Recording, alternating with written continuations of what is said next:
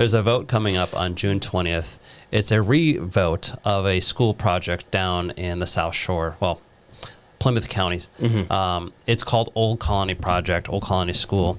It's a VOTEC school, and everyone supports VOTEC schools. That's not really the issue. Their issue is always, like most things in policy, is the devil in the details. So this vote took place last November. It failed 62-38, which is pretty significant. I mean, that's pretty much a mandate. It would include 5 towns, and the school project is roughly $288 million. That's a lot of money for a VOTEC school. And we were kind of following this because, you know, we're obviously very involved in kind of the climate mandates, net zero by 2050. How does this apply? How does it get executed around the state? So the Fiscal Alliance Foundation kind of saw this project. And again, don't worry about the VOTEC thing. Everyone supports VOTEC schools. We support education, the kids, etc. It's always about, well, what is it specifically that they're proposing to the taxpayers? Because we're always trying to educate the public on the taxpayers' interests. And once we started looking at it, you know, our jaws were starting to drop. I mean, this is a current school right now that has natural gas hooked up to its building. And so natural gas is used as a heat source. And everyone knows that natural gas is usually the cheapest energy supply for New England. And the new proposed school, ready for this? It's going to keep the natural gas hookup for the shop work, but not for heating. Instead, they're going to go with geothermal, solar, and heat pumps. So here's where the eye roll starts. It's like, oh, here we go again. You know, let's just add on all these costs because they want to, you know, to save global, you know, so for global warming and save the planet. But it's really just a net zero, basically fantasy getting fulfilled in these 5 towns. Great example for why Massachusetts is so expensive. Why does it cost so much to live here? Why are my taxes so high? It's because examples like this. You have a school that has natural gas.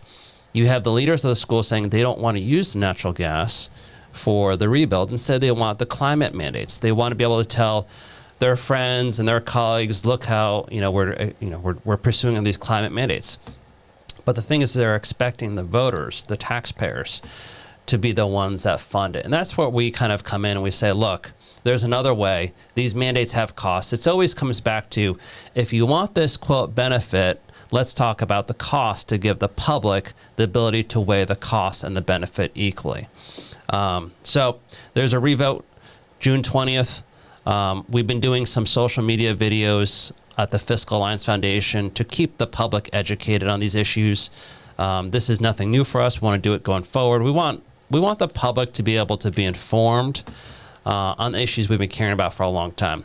You know, despite a vote, if there's a vote or not a vote, our job is always to be there and advocate and educate the public on their best interest for the taxpayers. And this is a good example of like a microcosm that's happening around the state. Mandates getting pushed by the legislature, by the governor. No one talks about costs. And here's an example of a school potentially getting redone or replaced with a kind of a net zero climate mandate friendly building, which is going to cost a whole lot more money to build and of course to, you know, to power and heat going forward on the backs of these 5 towns. Well, the thing is with these stretch codes and net zero mandates and stuff like that, obviously I'm in real estate, I talk to a lot of builders. You know, you're adding anywhere between an additional 10 to 15% cost on top of what it would, let's say, just a few years ago cost to build something. This is just one proof of concept where, you know, this, what'd you say? It's almost $300 million. Almost 300. That's a lot of money. That's a lot of money for 5 towns. That's a lot of money for 5 towns. That's a lot of money in general. That's in addition to everything else the towns have to fund. Right. And no one's talking about, okay, if you build this Taj Mahal building, this net zero Taj Mahal, well, how much does it cost to upkeep? How much does it cost to fund if it's larger, bigger, and run on net zero? Yeah. And that's where we come in. We're like, hey, everyone should know, consider these factors when you look at projects. Consider these factors when you look at policies. There's always a cost to this stuff, and I feel like our job a lot of times is to try to bring that conversation toward cost so people have a better idea when they have to, in this case, vote. But a lot of times it's just, debate an issue, debate a policy in their backyard. Yeah, 100%. It's a lot of money for the towns, number one. But number two, they're spending an additional, like we said, 10 or 15% on this project that otherwise they wouldn't need to spend, on top of, if it even is going to be as airtight and energy efficient as they say. So what I mean by that is, and you know this, but they could go and they could spend an additional $50 million because of all these mandates, only to have to spend more money on a year-to-year basis because the costs, there's literally no cost savings, right? Or next to nothing. Or by the time that they, let's say, break even with all this, new stuff and all this energy efficient stuff, it'll be time for a new building. Yeah. So, I mean, it's or reality. Like new solar panels, or the geothermal needs to be re-drilled again. Like there's always, how do you upkeep these renewable power sources? Because they're not, they're not base load, they're not high density energy. It's not like natural gas. You pump it in, you burn, you get energy, and you can always get that. Yeah. These are unreliable fuel sources, and you're asking 5 towns to fund it. And, for a lot of people, this is not going to sit well with them. And I think the first vote of 62 versus 38, I think that's a pretty loud statement. But the people pushing this project, don't seem to agree, and they're just going forward with another revote. And of course, taxpayers are asked to vote again on this project, have another election.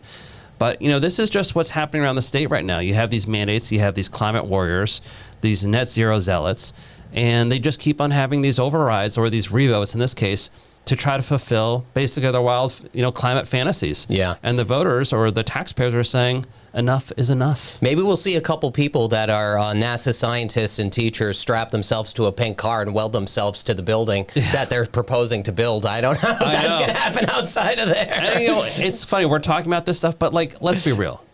You build a net zero school, what does that do? What does that do for Massachusetts? What does that do for this world?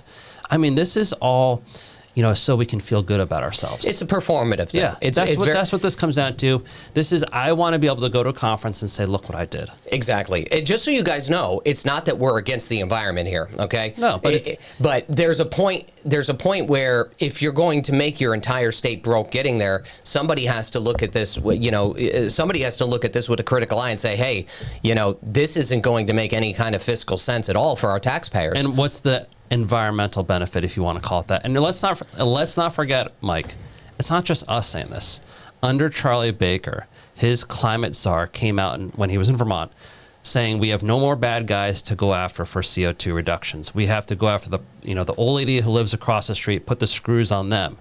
So this is the view of the climate left. They know there's no more big polluters. They're going after everyone else. In this case, it's 5 towns. They're asking those taxpayers to foot the bill, to fund it, till this project is funded and going forward. And that's a lot of money for a lot of people, and we're there to educate the public on the interests of the taxpayers. One thing that I wanted to just briefly talk about when it comes to these VOTEC schools, and we could do something else on this in the future, is do you know that they changed the way enrollment works with the VOTEC schools? It used to be almost merit-based, right? It was based on grades, attendance, disciplinary records, interviews, and stuff like that. What they ended up doing, and I've had a conversation with a woman about this that's like leading the charge on what's going on with the VOTEC schools.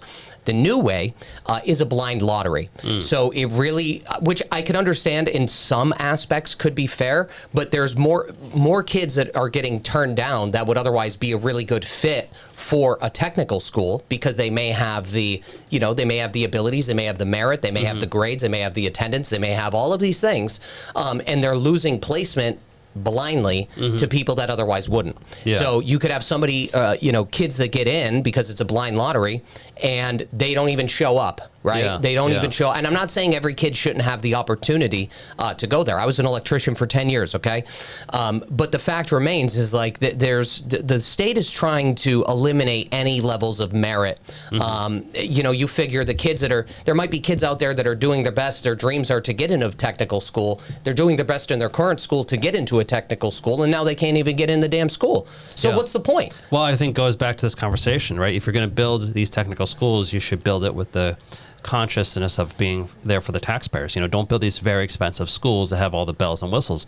Build more schools that are, least That's expensive, so you can get more kids into these schools. You're right about that. That's a good point. So what you're saying is the money that's being spent on this school, it could very easily, if we didn't have all these crazy costs and stretch codes and mandates and all these other things, they may be able to build 2 or 3 schools with the same amount of money and fit more kids in. I mean, in theory, right? Your dollar gets stretched further Correct. if you don't go for all the climate mandates. Even if you had the opportunity to fund half of another school by cutting out all the mandates, that's still something where more kids. What's the end game goal? Is it to get more kids into the school? Or is it to save the planet? I know. I know. You can't have both, right? I know. Just like you can't have affordability or to, quote, save the planet on climate mandates. Correct. You just can't have both. They don't go hand in hand. 100%. The Fiscal Alliance Foundation is a nonpartisan, nonprofit 501c3 organization. Visit our website to read more about our alternative energy policy studies, sign up for important email updates, make a tax-deductible contribution, and follow us on social media.